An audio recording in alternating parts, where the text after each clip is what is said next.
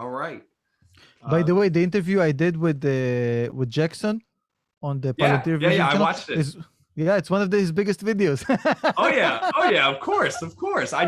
I was just on his podcast or on Very his smart YouTube guy. channel this past Friday. I just was on there. I haven't seen it yet. I'll check it out. But I love him. He's a very smart guy. Like he's a young kid, but he's such a smart guy. I like his dedication. He always is giving the new news of what's going on. It's hard to keep up with everything, especially. And good analysis. He offers really good analysis also, not just the grind part of it. Also, he's a smart kid. I really like him, and I think he can be the Rob of this community. You know what I mean? Who's Rob? And the Rob Maurer from Tesla Daily. Oh yeah, for sure. Very similar. He has what it takes, I think. Yeah. All right, well, we'll get started. Let's do it. Well, thank you for joining me today, Tom. Dominating investment followers, we have a special guest, Tom Nash here. You know him from YouTube, over 250,000 subscribers, a wealth of knowledge from Palantir to Tesla. And so what I want to do today is just to get to know Tom better on a personal level and understand his experience in investing and really his take on Palantir. Anyone who follows Dominating Your Investments know I love Palantir. It's what I want it to be my number one stock position. So we'll just kick it off. So Tom, how long have you been following Palantir, and what inspired you to start talking about it on your YouTube channel? So I got onto Palantir completely by accident. I have not heard about it. I knew nothing about it. I didn't even hear the name. And I was having a chat with with a guy who worked for Clearbank. I don't know if you're familiar with Clearbank, but they do a lot of early startups, and they have a lot of access to this interesting place. And he told me, well, there's this company we're just investing in right now, and they're trading at laughable multiples. They're like 1/3 of the value of Snowflake, and I think they have a way better product. Blah blah blah blah blah blah. And he's like, they're called Palantir. It's like, Palan what? I said Palantir. I said, okay. Let me. What the hell is this? So I started digging into the company, and the more I dug, the more I found stuff I loved about it. Usually, when you go deep into a company, you find it's like with the human being. When you start to nitpick at his personality or her personality, you find more things you don't like, and then you say, well, okay, I can live with that. So the more I learned about it, I realized I absolutely love the management. I love the culture. I love the product.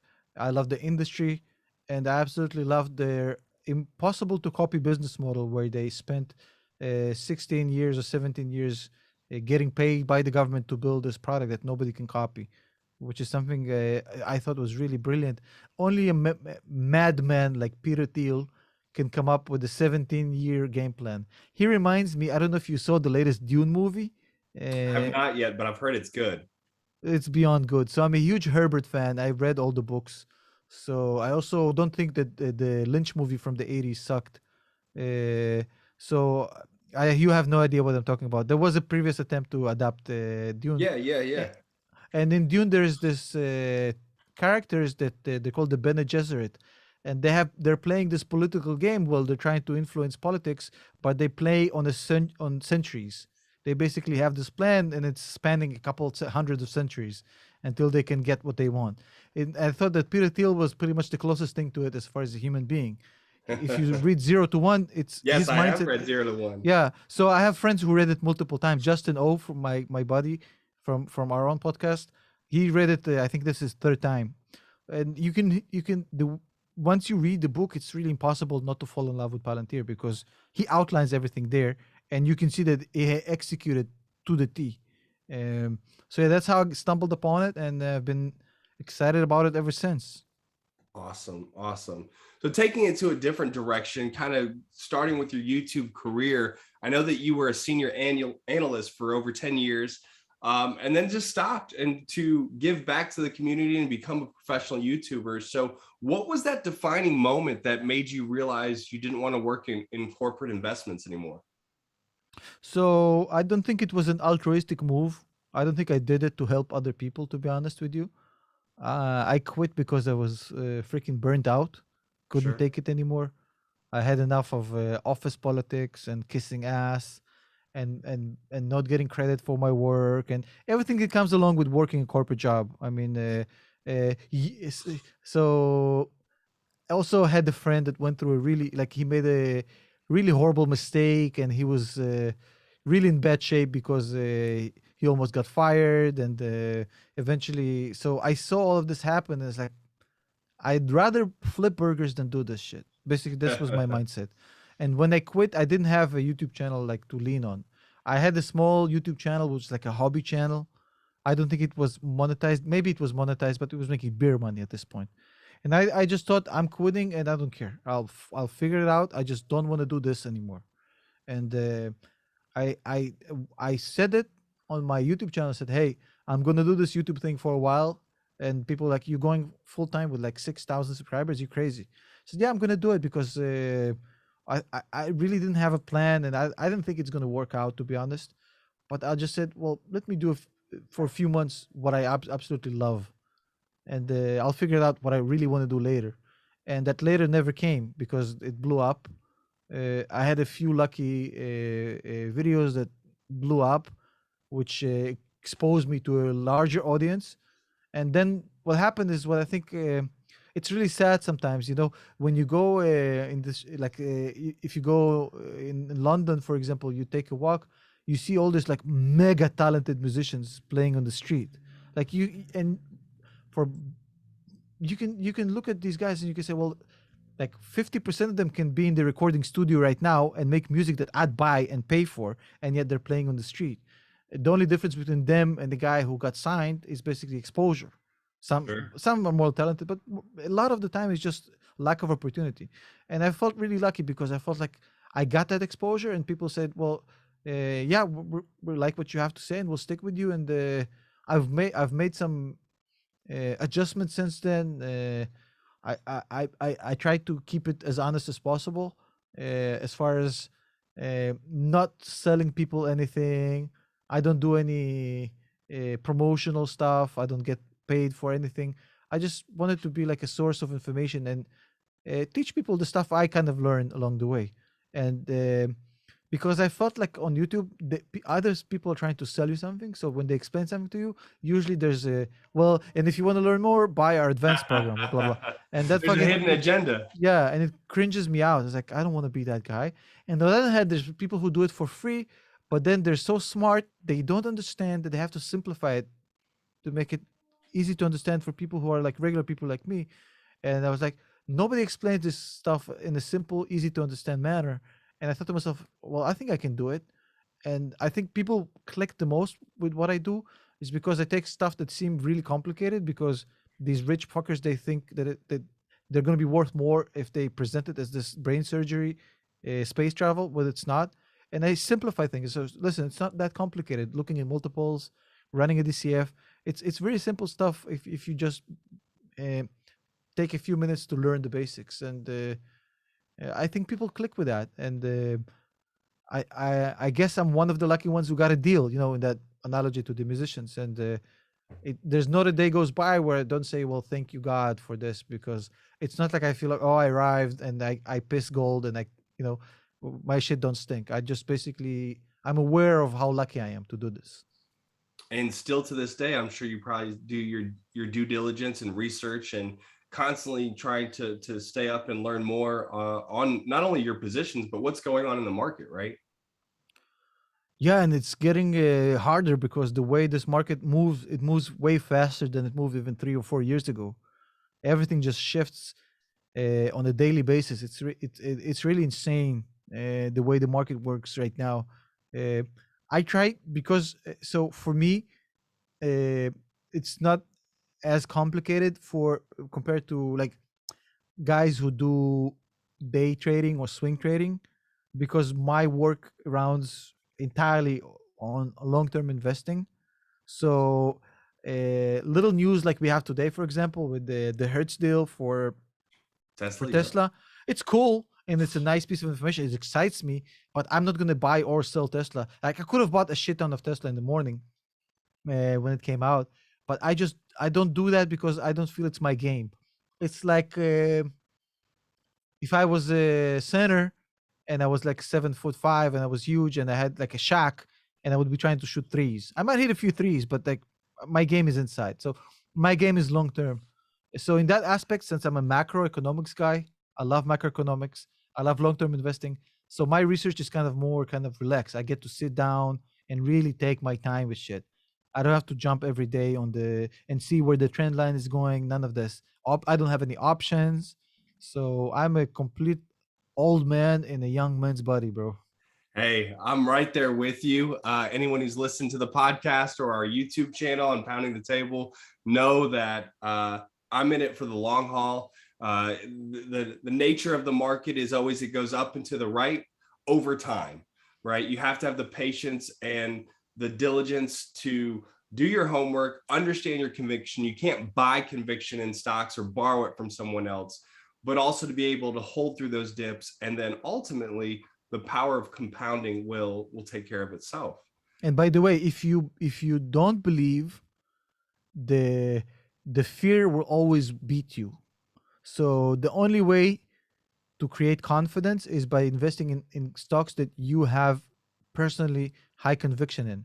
If you go on hype, you always lose to the fear and uncertainty, and uh, most often you'll not make the right move. And I always keep saying it: the market is like Steph Curry's 3-point percentage. He might have a bad game, he might have a bad stretch, but at the end of the season, it's going to be 42%, no matter what. The good companies will always outperform the market, even if short term they're not doing so well. Winners just keep winning. That's right. So Yep. now diving into Palantir a little further, I know our listeners want to hear your take on some things specifically before we come up to earnings. So Palantir just had their Hackathon 2021 event previously. It's their internal event where they get together for a week and are able to work on projects and initiatives that they want to do. It's actually how Apollo was created 5 years ago out of their own internal event. And they just completed a hackathon event with Wejo that they put on Twitter. And so with that being said, do you anticipate any new product announcements coming up during earnings or around this time before the year closes?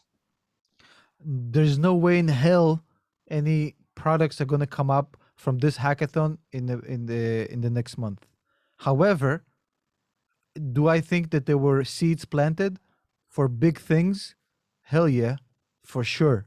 Like a company like Wejo and a company like Palantir, imagine the possibilities. It's a completely stupid industry. The only company that has any sort of brain in this industry right now is Tesla, and they're killing it with data. So this is going to be the second company to datafy the roads that we all drive on right now, combined with Palantir. I'm sure they have at least 50, 60 different leads they're going to be exploring after this. But as you know, because you know this business really well, the life cycle of these things, of the development, is not as, I mean, if you had like a hackathon today, you probably, if a product comes out of it, probably we're talking about good 3 years at minimum. For them to announce a product that they considering starting working on, it's not very Palantir-like. Other companies might do it, but not a company like Palantir. When they come out with something, this shit is ready and it's fucking prepped. It's not in the beta. So with that being said, do you think because they leaked out on that Deutsche conference where he said we have 3 new products that you don't know about, or one of those 3 possibly could be announced or teased out? Maybe. He's been teasing about stuff that we hadn't heard about that they have in play already for a long time. Maybe. I don't know. I don't have any inside information. People think I have it, but I don't. I wish I had. If anything, you should talk to Jackson. He has a direct line to them. Yeah, right. I don't have that information. So with that being said, do you still... shout out to Palantir Vision, by the way. If you're not subscribed, go subscribe to Palantir Vision. Friday, and he's awesome. So do you still add your position with Palantir even when it's trading sideways for the past, I don't know, about year now since it's been public? After that big jump to 45, we've been stuck in that 20 to 25 range.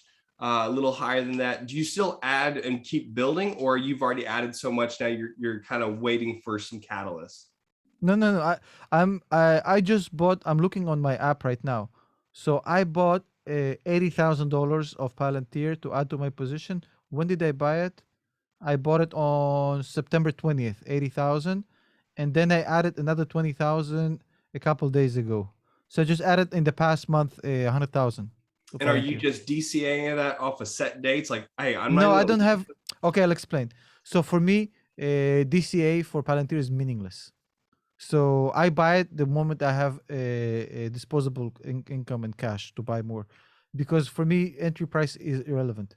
I don't care if it's 25, 26, or 35. At sure. this point, it's completely irrelevant for me. If I plan to hold the stock for 10 years, it's the entry price would be like saying, did you get Tesla at 22 or 25? Who gives a shit? It's the same for me. It's the same mentality. So I'm just adding as much as I can. I'm not really even like I have a lot of gains, unrealized gains, but I mean I'm not even taking this. Even though if I was a short-term player or medium-term, I probably would consider selling a bit right now, waiting for tapering and then getting in some more.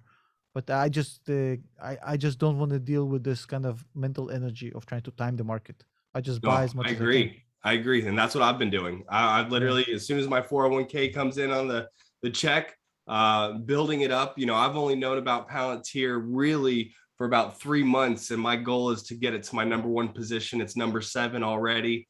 And I've full conviction in the thesis, the leadership team, and everything that they potentially could achieve. Now, do you anticipate the SPAC integrations or even combined partnerships maybe in the future, like Black Sky with Wejo or Embark with the trucking company that's doing Foundry for Builders? I see that like they're going into multiple industries with their Foundry for Builders, as well as their partnerships in these SPACs.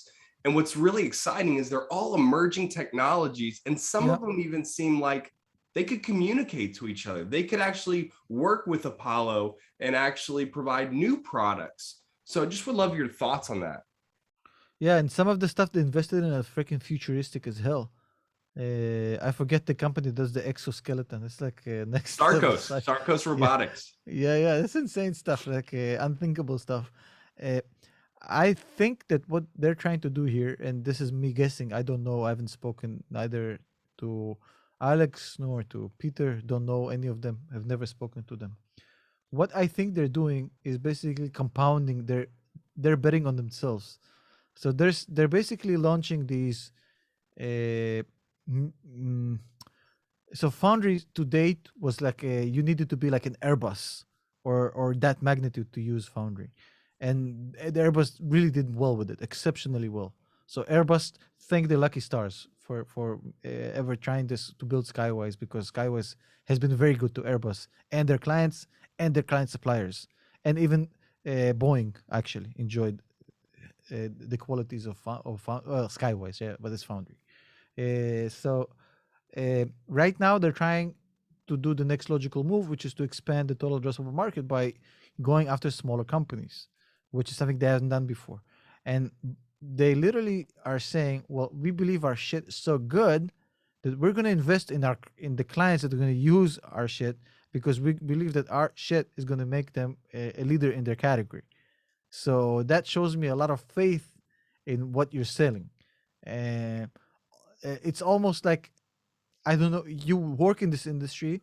Whenever I meet a client that uses Palantir, usually they have some shares. Like it's very hard for me to find a client that doesn't own Palantir shares, because that's that exciting. Do I expect more of this? Of course. So the game plan for me would be, if I was Peter Thiel, based on what I know from his book and how they, what's the strategies, what's the vision is. So it's uh, business to government, then business to massive business, business to large multinational business, business to medium business, business to small business, and then eventually B2C, which is the holy grail of this industry. If you can get a good B2C product, then you have a shot at being one of the biggest companies in the world. I don't, so for me, that's a natural progression of Palantir, is expanding these collabs, expanding these packs. And I think as long as they believe in the product, which I think they will for a long time, they'll keep putting money into these companies, because they know that they're just given these companies tools to win. So why not?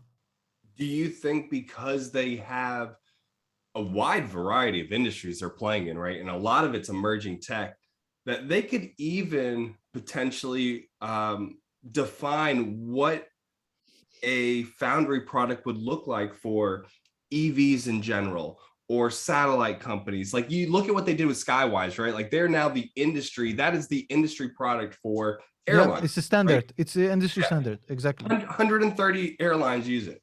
So do you see them getting a Not only first the move? 130 airlines, don't forget the amount of suppliers and subcontractors who use it through the airline. Okay. I So, spoke to suppliers who supply nuts and bolts to an airline that use Foundry as an extension of the airline that uses Foundry, because Foundry is built that way. So it's supposed to accept your suppliers and service providers also into the system, and it makes their shit better indirectly. so the ontology there with what they have with Foundry is now expanding. Like, we know it's a core, it's like Yep. a living nervous system, right? Yep. And so it's making everyone better in this repercussion of effects, right? This network effect. Do you see them having first, we're just in the beginning innings of genomics and EVs and all these emerging techs. Do you see them maybe putting their stamp on it, and we'll see more things like a Skyline? Because that's what I'm anticipating. I'm anticipating that they know their stuff so good. Why not bet on the disruptors and the innovators that could be a challenge to big tech? The thing about Palantir, and specifically about Foundry, that unlike what people want you to think, it's completely industry agnostic. You can put this product in any industry, do the necessary adjustments. Obviously, it's not plug and play, but you do necessary adjustments, and within 3 weeks, this can work in any industry, in any category. And it is. Look at the amount of types of industries that they service right now. So it's industry agnostic. Um, the only difference between Foundry and Skywise is the name and just minor adjustments that work better with the way airlines, report data and collect data and blah blah blah blah blah. Because uh, imagine a company that services energy companies, healthcare providers, governments, and a company that collects millions of data points per flight, per plane, on thousands of planes up in the air, in the ground, including service providers, including silos. So it's just this the upside and the potential total addressable market for this for their stuff is almost unlimited. Do I expect them to specifically target disruptive markets with this? I think that they're pretty much at this point. It's guaranteed to happen, because the most volatile markets are going to be the markets in which the biggest disruption happens, and I think um, they have such a strong brand at this point. They're going to be getting a lot of business, even with. I know they're building up a sales force, uh, but I don't think they really need one at this point. It's an industry standard, and getting clients is not going to be complicated for Palantir. Do I think they're actively going to be giving better deals to more lucrative industries? For sure, they're smart. Sure. It's like giving a bank account to kids or teenagers without any fees. It's a smart play. So I'm assuming they're not idiots. And that's the thing that always amuses me when people talk about it. Well, it's a consulting business, motherfucker. You don't know what the product is. Then you haven't seen Right. it. If you've seen it, you could never have said. And you work in this industry in software, so to call it a consulting is it's just fine. It's just amusing to me. Fine, whatever. Don't buy it. One of the things that really excites me is that they're so confident in their business model, and it does. I mean, when you read 0 to 1, you just see Peter's fingerprints all over the business model with Palantir, and the flywheel effect that it is, and the fact of their acquire, expand, and then scale. In their business model, they're willing to lose margins and costs and revenues in those first two pillars, because they ultimately know to be a successful SaaS-based business or software company, you have to retain the customer, but also you have to be able to then expand into other use cases for longevity. And what we see in the market is net revenue expansion rate tells all, right? If you were not to add any new customers, how much are you actually growing? Yep. So what's exciting is they're not only doing this from a revenue perspective, but you look at their operation margins, and now with Apollo, they've even said they don't have to hire as many employees or deployed engineers because of Apollo. So it's almost like they're increasing efficiencies and top line growth. Would you agree with that? Yeah, and it's really deceptive because if you look at their EBITDA, it's oh, you look, oh, they're not profitable. That's the conversation we had offline earlier. It's you buy growth at this stage. If you don't buy growth, you don't trade in profits for growth, you're an idiot. They went all out in this. They're like, we spoke about CrowdStrike, we spoke about them, we spoke about multiple companies. I mean, Amazon did it, Facebook did it. If you want to be a significant player, you have to accept the fact that it won't be profitable for a long ass time, and you're trying to grab as much market share as you can. I think that for me, yes, like you said, operational efficiency is really important. But look at the retention of their clients, and look at how much they're selling more to existing clients, and that's the biggest indicator to me. People don't leave Palantir. I'm sure at some point we might hear like Amazon might drop them or IBM might drop them, and if they do, this I think it's going to be a mistake. But like big companies tend to think, well, we can do it ourselves better at some point. We've seen this happen before. They have Sure. this mindset, oh, we have the resources, we can build it ourselves, blah blah blah. But I mean, on aggregate, most clients don't leave. It's like there's the stickiness of their product is what impresses me the most, even more than the operational efficiency and the way they're scaling up better and better. Their scaling up has been, look, the Foundry documents that I showed on my channel, where they're talking about deployment 1 to 3 weeks, and then within like 6 weeks you're basically on auto. You just handle the, if you have issues with the help desk, whatever, like 6 weeks. It's you talk about efficiency in the software product. I mean, it's a really fast time to install and basically and to go through everything and leave a client with a working product. It's kind of it's fucking fast. But for me, more impressively is that people, when they experience the product, the clients don't leave and the employees actually buy Palantir shares, which was the experience that I got for my conversations. Well, and what's so unique and interesting is how quickly they're able to quantify that return on investment. Like I've seen many software products out there in the industry, and instead of talking about features, benefits, and advantages, they're talking about solving the most complex problems in our industry and in the world, and being able to put a dollar amount to that. Like when you look at how they saved the airlines millions of dollars from just discovering overweighting in fuel, or looking at energy companies, they've seen so many different use cases. To me, it seems like that's how, when have we ever seen a company provide, starting out, going public, and their average contract size is $5.7 million. Like that's not, they're going after the hardest customer base. So that makes Yeah. me believe that when they're ready to go scale that down to mid-market, they will. But Yeah, it's just because those guys, they don't play around. If you don't deliver, you're out. Like with these types of companies, you know it. You work with them every day. It's a very result-driven business. If you can't deliver the result, we don't give a shit. If what's the excuse is COVID, we don't care. It's basically you're out, and there's plenty of other people to replace you. It's very result-driven. I think they're going for the hardest demanding customers. They retaining them. They're selling more product to existing customers. I couldn't agree more. I think the only thing that's holding them back is the fact that they're really not excited about uh, performance of stock price. They're excited about getting to the point where this becomes like like we mentioned, the operating system of every major company in the world. And to do this, you got to move slow. You can't put the wheels ahead of the car. You got to move slow, because it's like we all want them to have a B2C product tomorrow. Obviously, would be right. great, right?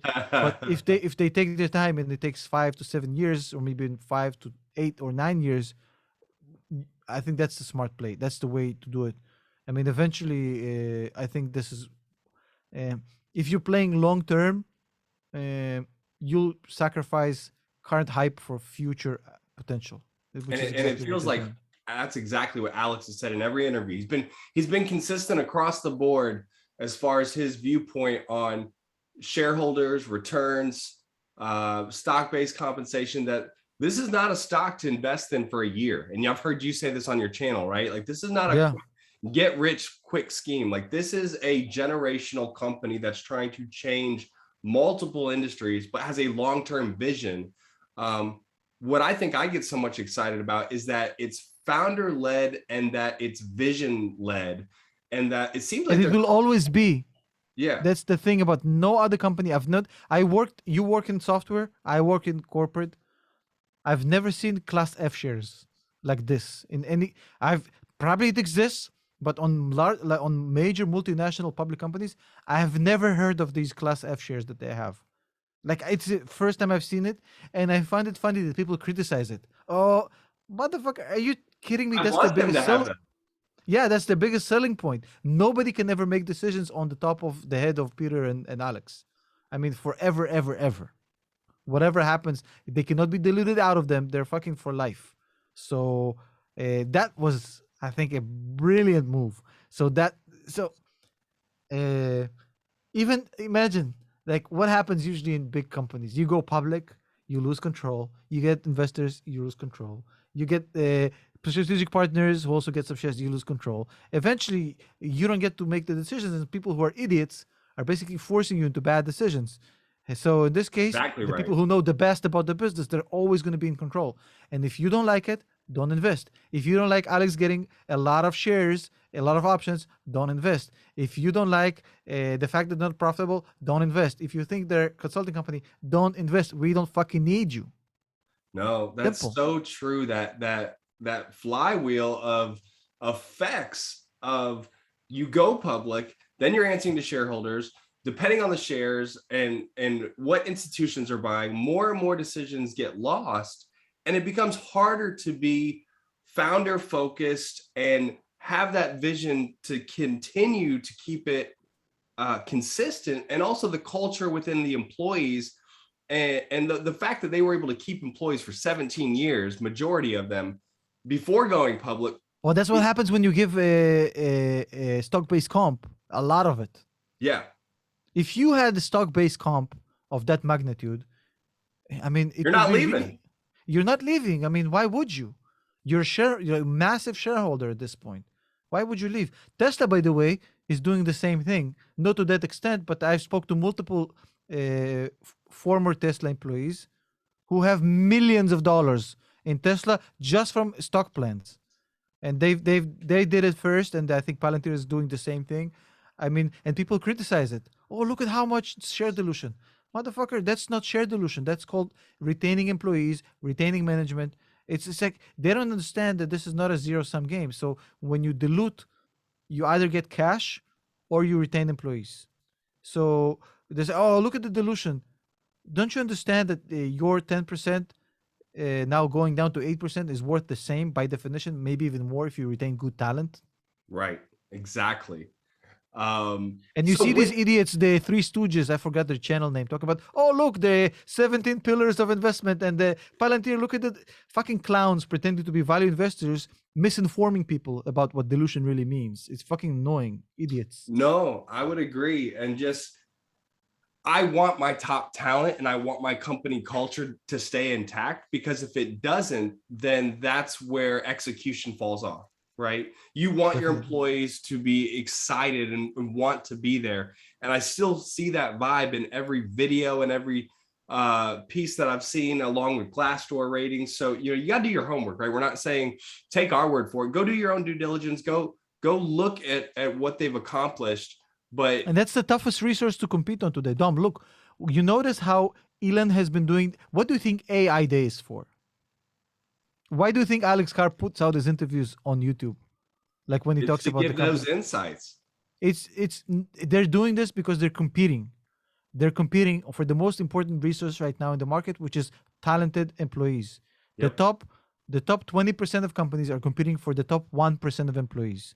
There's far less excellent outliers in the market as far as employees than companies who are willing to pay top dollars. Especially look at that data scientists.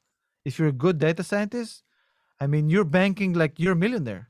So they're competing for employees, and the competition is fierce. I'm not talking about 99% of people who are competing for a job. The top 1% of employees, that's a They're seller's interviewing market. the companies. Then literally, this is what's happening. So they're competing for the top 1%. And if you want to have the top 1%, you have to pay. And I'd rather them pay with stock because A, it's not a cash flow item, and B, it retains the employee for longer than somebody offers them 20, Yes. 30% more. Yes. So I never understood seems why like people common get sense antsy to me. about it, you know? No, I agree. It seems very common sense to me. Now, looking at though, they have expanded, and we saw in the 2012 interview with Alex that he would never have salespeople. They're engineering based. Obviously, going public changes some things, and it also you need scale. They have partnerships with DataRobot for retail. Obviously, Love that company.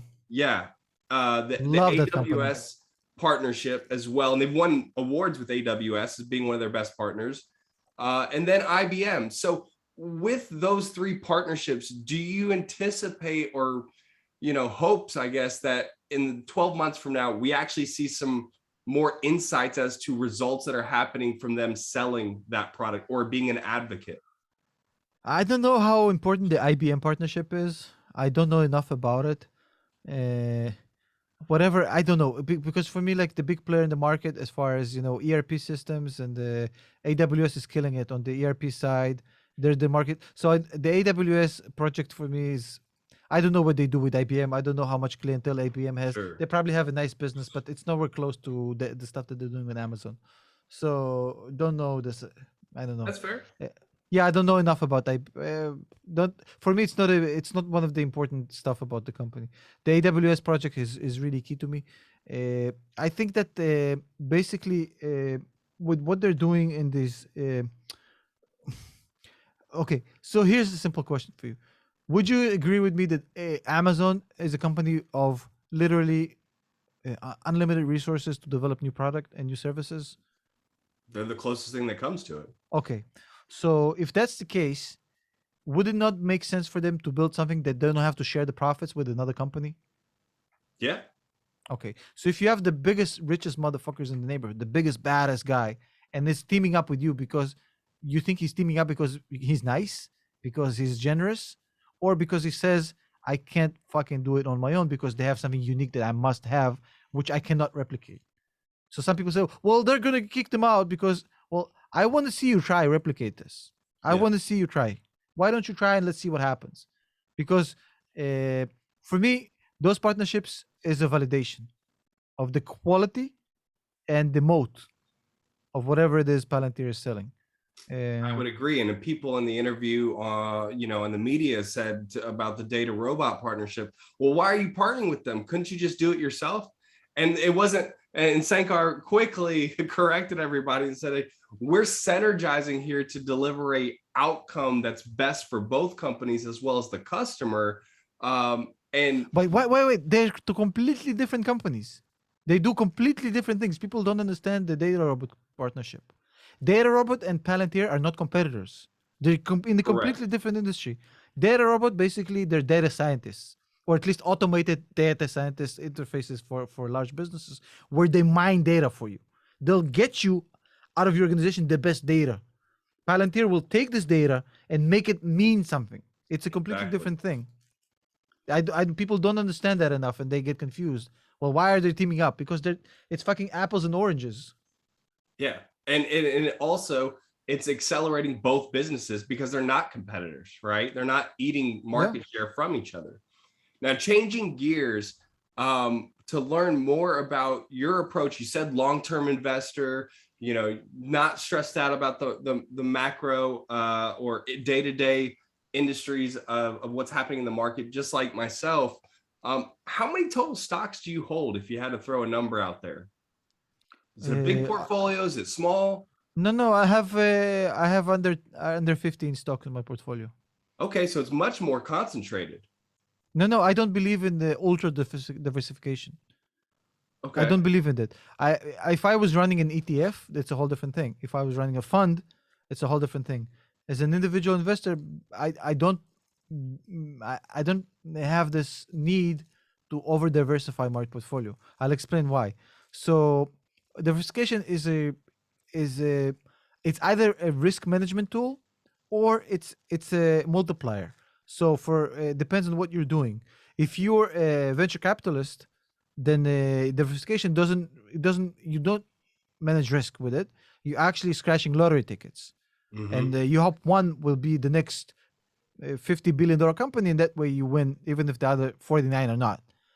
For ETFs and funds like that, it's basically a risk management tool. You know you're not going to hit the bank with every single company, but for most of them you're going to hit, and that's you're going to slightly beat the market and basically give decent returns.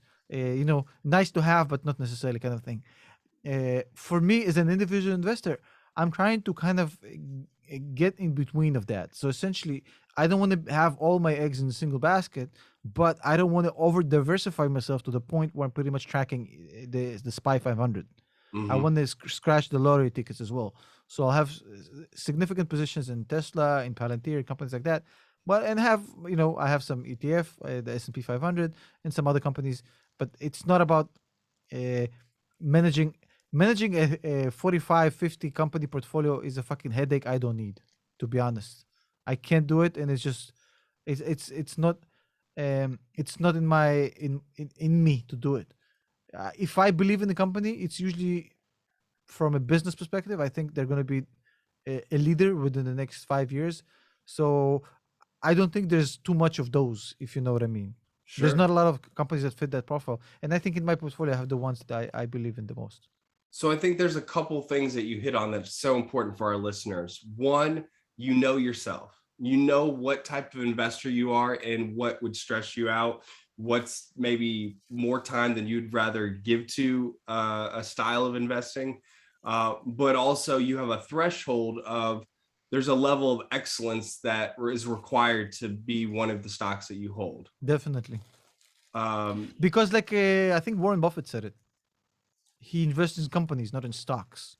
So it's all about what do you think about the company. Forget the stock price. Just think if it's a good business to buy. If you had to buy the whole business, would you buy it or not?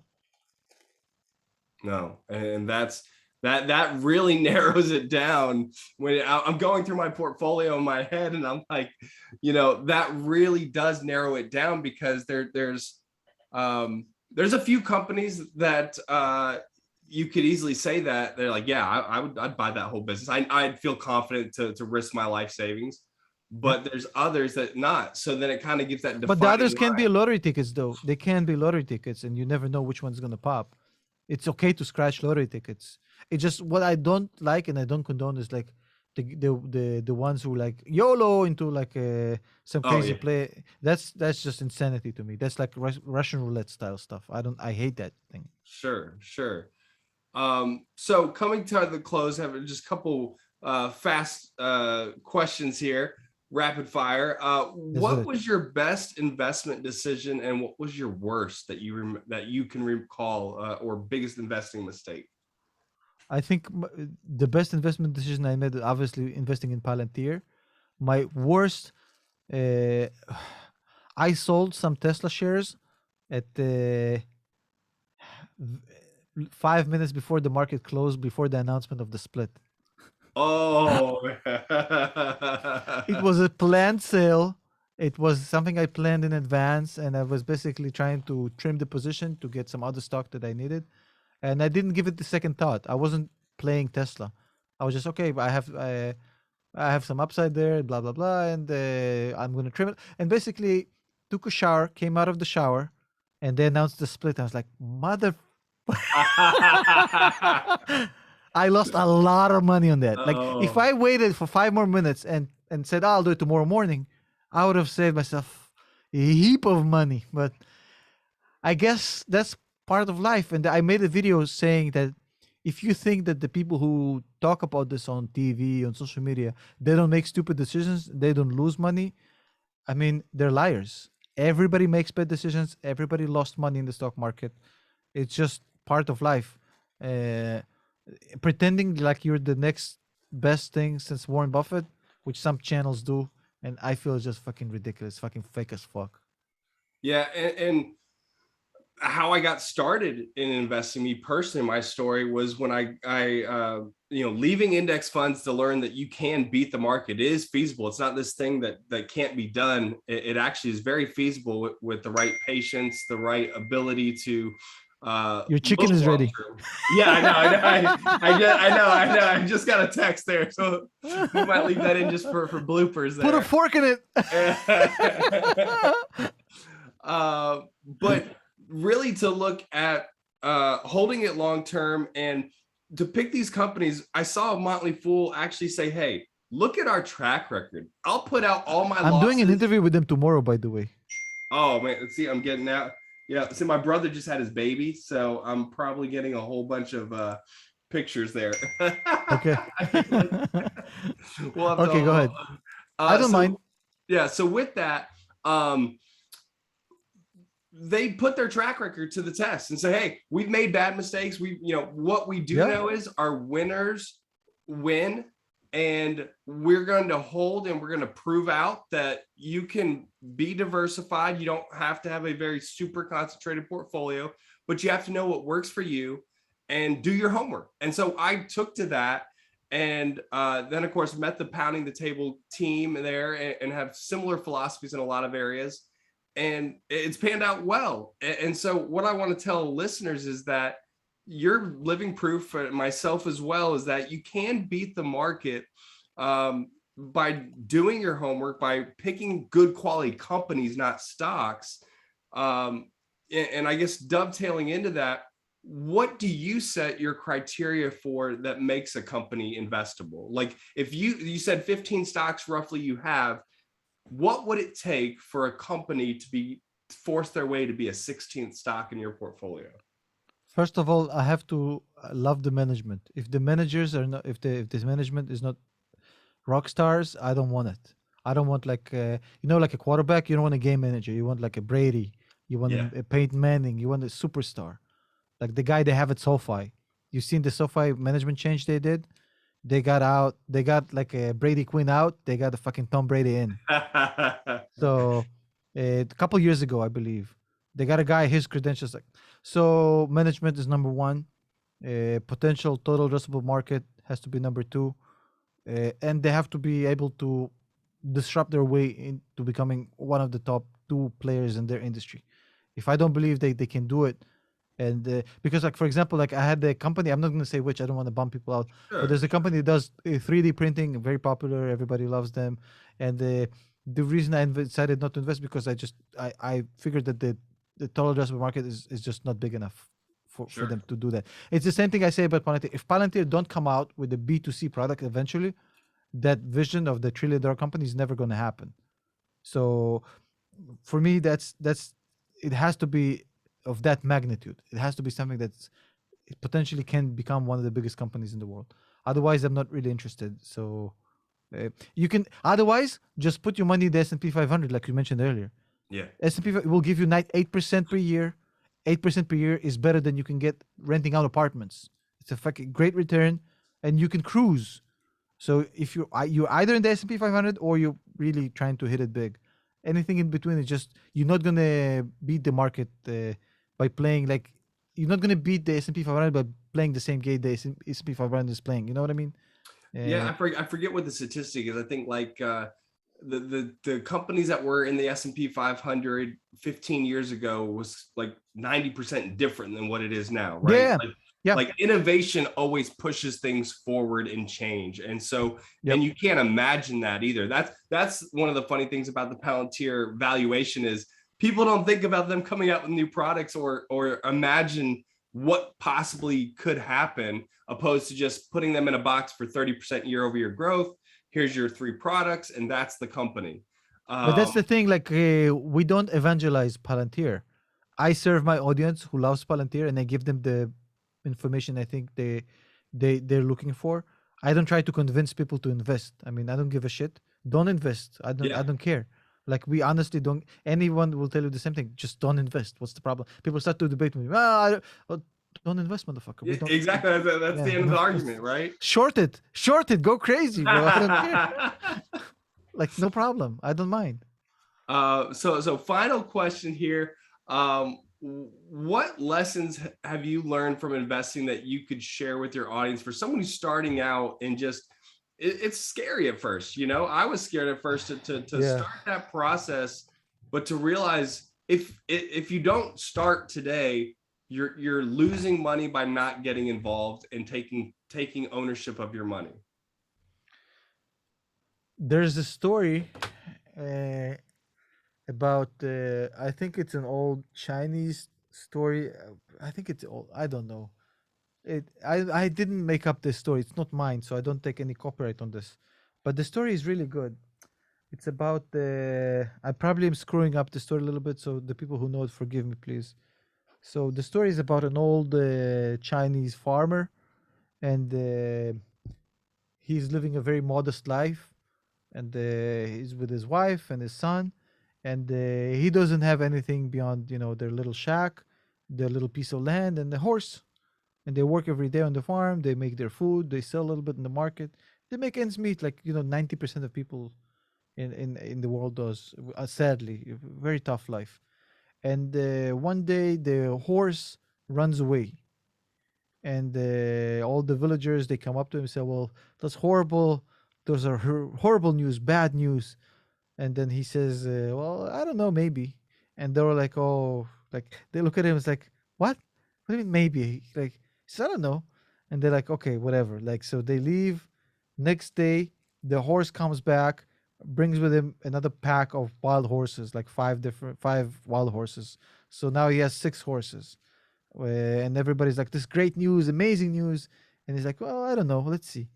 And then they're like, again, like, this guy is insane, what's going on with him, what's wrong with him?